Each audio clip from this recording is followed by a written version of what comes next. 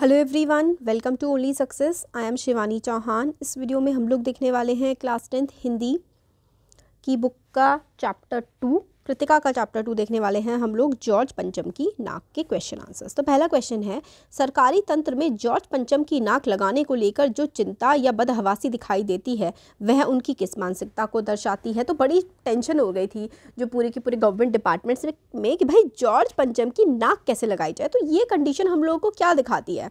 तो सरकारी तंत्र में जॉर्ज पंचम की नाक को लगाने को लेकर जो चिंता या बदहवासी दिखाई देती है वह उनकी गुलाम और औपनिवेशिक मानसिकता को दर्शाती है। क्योंकि तभी हमारा देश आज़ाद हुआ था, तो हम लोग इम्प्रेस करना चाहते थे कि भाई ये आ रहे हैं ब्रिटेन से लोग, तो हम थोड़ा वेल मेंटेन्ड और अच्छे से दिखाएंगे। तो यानी कि हम उनको मतलब खुद को ना उनसे नीचा समझते थे उस समय तक, आज़ाद होने के बाद भी। सरकारी तंत्र जॉर्ज पंचम की नाक को लेकर चिंतित है।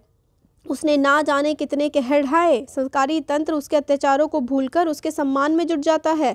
भारत को गुलाम बनाकर रखने वाले राजा के सम्मान और रानी को प्रसन्न करने के लिए परेशान हमारा प्रशासन मानसिक रूप से गुलाम लगता है। जिस राष्ट्र के सम्मान की थोड़ी सी भी चिंता नहीं। इस तरह सरकारी तंत्र अपनी अयोग्यता, अदूरदर्शिता और मूर्खता को दर्शाता है। तो मतलब दिखाते हैं कि भाई अभी भी गुलाम चले गए हैं, भले मतलब ब्रिटेन वाले देश को आज़ादी देकर चले गए हैं, मगर मानसिकता में अभी भी गुलामी है। मतलब ये काफ़ी पहले का चैप्टर है, तो उस समय तक ये वाली चीज़ हमें दिखाई देने को दिखाई देती थी। नेक्स्ट क्वेश्चन है, रानी एलिजाबेथ के दर्जी की परेशानी का क्या कारण था? उसकी परेशानी को आप किस तरह तर्कसंगत ठहराएंगे? तो रानी एलिजाबेथ का जो दर्जी था, टेलर था, काफ़ी परेशान था। तो आप मतलब क्यों परेशान था वो, आप कैसे समझ रहे हैं इस बात को कि हाँ भाई ठीक था, चलो परेशान था तो कोई बात नहीं हो गई। देखते हैं क्वेश्चन का आंसर। इंग्लैंड की महारानी रानी एलिजाबेथ को अपने पति के साथ दिल्ली आना था। यह एक विशिष्ट बात थी। ब्रिटिश शासन उनके भव्य स्वागत की तैयारियों में जुटा था। ऐसे समय में एक और दिल्ली की काया पलट हो रही थी, तो दूसरी ओर रानी की वेशभूषा को लेकर दर्जी की परेशानी बनी हुई थी। वह इस बात से परेशान था कि रानी भारत, नेपाल और पाकिस्तान यात्रा पर क्या पहनेंगी। उसकी परेशानी तर्कसंगत थी, क्योंकि रानी इस यात्रा में अपने देश का प्रतिनिधित्व कर रही थी और उनके कपड़ों को उनकी मर्यादा के अनुकूल होना ज़रूरी था। तो भाई जा रही थी दूसरे देश में, तो अपने देश की मर्यादा, अपने देश के ट्रेडिशनल कल्चर के हिसाब से अच्छे कपड़े ही तो पहनाए जाएंगे, इसलिए थोड़ा परेशान थे भाई टेलर साहब। क्वेश्चन 3 है, और देखते ही देखते नई दिल्ली का काया पलट होने लगा। नई दिल्ली की काया पलट के लिए क्या क्या प्रयत्न किए गए होंगे? तो देखो काया पलट हो गया, मतलब नई दिल्ली को तो बिल्कुल नई दुल्हन जैसा बना दिया, खूबसूरत सा। तो रानी एलिजाबेथ के स्वागत के लिए दिल्ली की काया पलट होने लगी थी। इसके लिए निम्न प्रयत्न किए गए होंगे। तो सड़कों को साफ सुथरा किया गया होगा, टूटी फूटी सड़कों को ठीक कराया गया होगा, बैनरों एवं तोरणों की व्यवस्था की गई होगी, सुरक्षा के कड़े प्रबंध किए गए होंगे, बड़ी बड़ी इमारतों पर रंगीन रोशनी का प्रबंध किया गया होगा, राजकीय मार्ग को पुष्प सज्जा से सुशोभित किया गया होगा, यानी कि फूल वूल लगाए होंगे, लाइटें वाइटें लगा दी होंगी, हर जगह सड़कें साफ कर दी होंगी। राजकीय सम्मान और राजकीय भोज को बढ़ चढ़कर तैयारी में लाया गया होगा। जगह जगह पर फूलों आदि के पौधे लगाए गए होंगे, बाग बगीचों की निराई आदि की गई होगी, मतलब बाग बगीचे साफ किए गए होंगे, नए फूल पेड़ पौधे लगाए गए होंगे, तो ये सब किया गया होगा। क्वेश्चन नेक्स्ट है, क्वेश्चन 4। आज की पत्रकारिता में चर्चित हस्तियों के पहनावे और खान पान संबंधी आदतों आदि का वर्णन का दौर चल पड़ा है। इस प्रकार की पत्रकारिता के बारे में आपका क्या विचार है? तो जो फेमस पर्सनालिटीज़ है वो कैसे कपड़े पहनते हैं, क्या खाते हैं, ये सब बहुत आने लगा है। तो आप क्या सोचते हैं, क्या ये होना चाहिए ऐसा?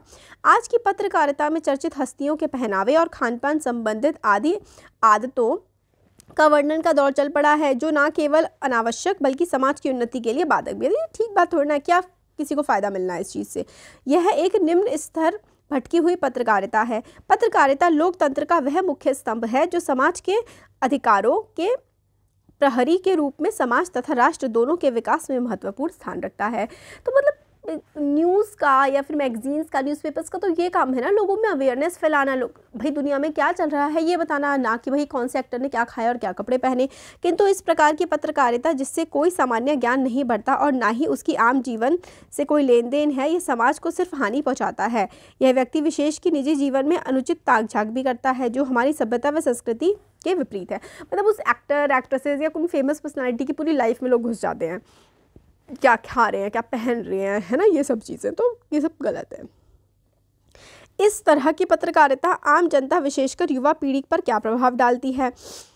तो भाई युवा पीढ़ी फिर ये एक्टर एक्ट्रेसेस को ही फॉलो करने लग जाते हैं। इस तरह की पत्रकारिता आम जनता विशेषकर युवा पीढ़ी पर नकारात्मक प्रभाव डालती है। ये युवा पीढ़ी के चारों ओर चर्चित हस्तियों का ऐसा भ्रमजाल बुन देती है जिसमें उलझकर युवा पीढ़ी और आम जनता अपने लक्ष्यों और कर्तव्यों को भूलकर अपराध के दलदल में फंस जाती है। राष्ट्र को सही दिशा में चलाने के लिए यह अति आवश्यक है कि पत्रकारिता का प्रत्येक विषय समस्त नागरिकों के हित में हो, ना कि पथभ्रष्ट करने के लिए। तो भाई पत्रकारिता का विषय जो है वो बच्चों को, युवा पीढ़ी को आगे बढ़ाने के लिए है, ना कि भाई कि एक्टर क्या कर रहा है या एक्ट्रेस क्या कर रही है। भाई उनकी लाइफ बनाने का टाइम होता है और इस सब चीज़ों में नहीं फंसना चाहिए। जॉर्ज पंचम की लाट की नाक को पुनः लगाने के लिए मूर्तिकार ने क्या क्या यत्न किए? लाट की नाक मतलब जो जॉर्ज पंचम की मूर्ति थी उसकी नाक किसी ने तोड़ दी थी, तो उसकी नाक लगाने के लिए मूर्तिकार ने क्या क्या किया? तो जॉर्ज पंचम की लाट की नाक को पुनः लगाने के लिए मूर्तिकार ने सर्वप्रथम जॉर्ज पंचम की नाक के निर्माण में प्रयुक्त पत्थर की जानकारी मांगी कि भाई कौन सा पत्थर लगा हुआ है, परंतु सरकारी फाइलें सब कुछ हजम कर चुकी थी, मतलब कहीं कोई इन्फॉर्मेशन नहीं थी कि उस पर कौन सा पत्थर लगा है, अर्थात कोई जानकारी प्राप्त न हो सकी। फिर मूर्तिकार ने उस पत्थर को ढूंढने हेतु भारत का दौरा किया, परंतु असफल रहा क्योंकि वह पत्थर विदेशी था, तो भारत में वो पत्थर नहीं मिला, वो तो बाहर से लाया गया था। फिर उसने एक और उपाय सोचा कि जॉर्ज पंचम की नाक के स्थान पर अन्य किसी भारतीय की नाक लगा दी जाए, मतलब किसी इंसान की नाक लगा दी जाए। वह फिर भारत के दौरे पर गया और उसकी नाक सबकी नापे नापी, मतलब वो भारत के दौरे पे गया फिर से मूर्तिकार, और हर किसी की नाक जो है उसका मेजरमेंट किया, परंतु सभी भारतीयों की नाक उस विदेशी की नाक से बड़ी निकली। फिर एक और उपाय सोचा गया कि यह तय कर लिया गया कि बिहार सेक्रेटेरिएट के सामने सन 42 में शहीद होने वाले बच्चों की जो लाट लगी है उनमें से किसी की नाक शायद फिट बैठ जाए, परंतु यह भी संभव ना हो सका क्योंकि भारतीय बच्चों की भी नाक जॉर्ज पंचम की नाक से बड़ी निकली। अंत में दुर्भाग्यवश एक जिंदा नाक उस विदेशी की लाट पर लगाई गई। तो बेसिकली देखिए राइटर ये कहना चाहते हैं नाक का मतलब होता है इज्जत, साख, ठीक है। तो अगर जॉर्ज पंचम में की नाक देश के हर भारतीय की नाक से उसकी नाक छोटी थी, यानी कि हर भारतीय की इज्जत, हर भारतीय का आत्मसम्मान उस जॉर्ज पंचम से बड़ा था, ये कहने की बात है यहाँ पर। मतलब ये राइटर कहना चाहते हैं कि भाई किसी की भी नाक उस पर फिट नहीं आई। फिर बाद में एक इंसान की नाक लगाई गई, बट ये तो मतलब ऐसी बात है कि ऐसा कुछ नहीं किया गया, नहीं कभी किया जाएगा। तो एक कहने के लिए, लिखने के लिए राइटर ने लिखा है कि भाई सम्मान, इज्जत जो है हमारे देश के लोगों का किसी विदेशी से बहुत ज़्यादा है। बस यही बात यहाँ पर हमें समझाने की कोशिश करी है राइटर ने। प्रस्तुत कहानी में जगह जगह कुछ ऐसे कथन आए हैं जो मौजूदा व्यवस्था पर करारी चोट करते हैं। उदाहरण के लिए फाइलें सब कुछ हजम कर चुकी हैं, सब हुक्मानों ने एक दूसरे की तरफ ताका। पाठ में आए ऐसे अन्य कथन हैं, उनको आपको बताना है कि फाइलें सब हजम कर गई, मतलब क्या हुआ क्या नहीं हुआ कुछ पता ही नहीं है, किसी को कोई खबर ही नहीं है। और दूसरा कि सब एक दूसरे की तरफ ताका, यानी कि सब एक दूसरे पर इल्ज़ाम लगाने लगे। तो मौजूदा व्यवस्था पर चोट करने के लिए काफ़ी सारे कथन हैं। सभापति ने तैश में आकर कहा, लानत है आपकी अकल पर, विदेशों की सारी चीज़ें हम अपना चुके हैं, दिल दिमाग, तौर तरीके और रहन सहन। जब हिंदुस्तान में बॉल डांस तक मिल जाता है तो पत्थर क्यों नहीं मिल सकता? तो देखो ये कहा कि लानत है, हम सब कुछ विदेशों का अपना चुके हैं, बॉल डांस मिल जाता है तो भाई पत्थर क्यों नहीं मिल रहा बाहर का? मतलब ये है कि हम अपना सब कुछ छोड़ करके विदेशी अपना चुके हैं, ये चीज़ क्या है, गलत है ये। तो इस तरीके की बात राइटर ने करी है। मूर्तिकार ने अपनी, दूसरा कलर लेते हैं, मूर्तिकार ने अपनी नई योजना पेश की। चूँकि नाक लगाना एकदम ज़रूरी है, इसलिए मेरी राय है कि 40 करोड़ में से कोई एक जिंदा नाक काट कर लगा दी जाए। इसका क्या मतलब है? किसी ने किसी से नहीं कहा, किसी ने किसी को नहीं देखा, लेकिन सड़कें जवान हो गई, बुढ़ापे की धूल साफ हो गई। तो सड़कें जवान हो गई यानी कि पहले गंदगी थी, कोई फ़र्क नहीं पड़ रहा था, बट बाहर से कोई आए तो साफ़ सफाई कर लो, उसको ये दिखा दो कि भाई कितना सब बढ़िया चल रहा है। तो ये भी एक व्यंग्य है कि हम कितना दिखावा करते हैं। नाक मान सम्मान व प्रतिष्ठा का घोतक है। यह बात पूरे व्यंग्य में किस तरह उभर कर आई है कि नाक प्रतिष्ठा को, हमारी इज्जत को दिखाती है। ये पूरा का पूरा जो व्यंग्य है मतलब जो ये स्टोरी है उसमें किस तरीके से ये बात हमें समझ में आती है। तो देखिए,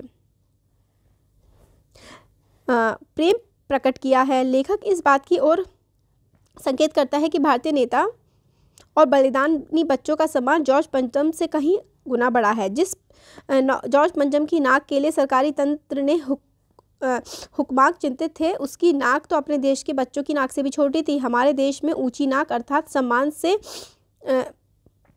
हकदार त्याग और बलिदान की मूर्ति स्वरूप है। जॉर्ज पंचम की नाक उसका मुकाबला कैसे कर सकती थी? तो हमारे देश में नाक का मतलब होता है सम्मान, इज्जत, बलिदान। और जॉर्ज पंचम ने तो लोगों पर बहुत अत्याचार किया था। हमारे देश के लोगों पर जॉर्ज पंचम ने तो कई अत्याचार किए थे, लोगों को मारा गया। कितना गलत हुआ हमारे देश में जब ब्रिटिश शासन था। ये आप लोगों ने नेशनलिज्म इन इंडिया में पढ़ा होगा और बचपन से भी हम पढ़ते आ रहे हैं।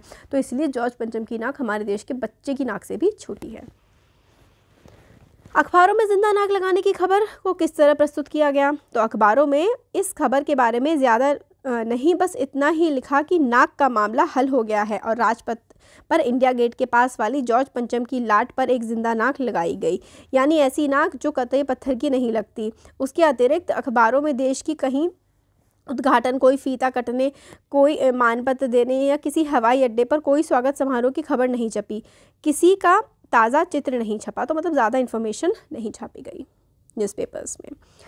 नेक्स्ट है, नई दिल्ली में सब था सिर्फ नाक नहीं थी। इस कथन के माध्यम से लेखक क्या कहना चाहते हैं? तो नई दिल्ली में सब था सिर्फ नाक नहीं थी, इसका ये है मतलब कि राइटर कहते हैं कि नई दिल्ली के जो हुक्मरान थे वो जॉर्ज पंचम के आगे झुक चुके थे और सब कुछ था बट इज्जत नहीं थी किसी की भी दिल्ली में।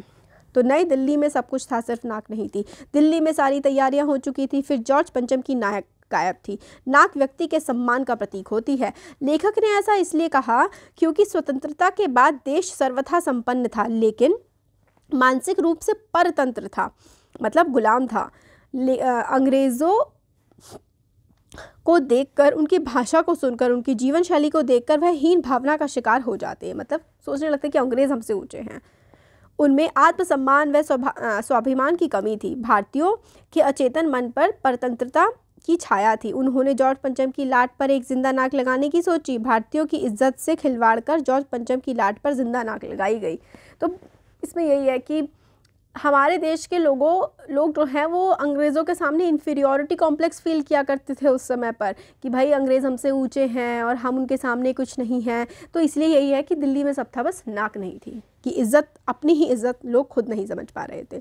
जॉर्ज पंचम की नाक लगाने वाली खबर के दिन अखबार चुप थे। ऐसा क्यों?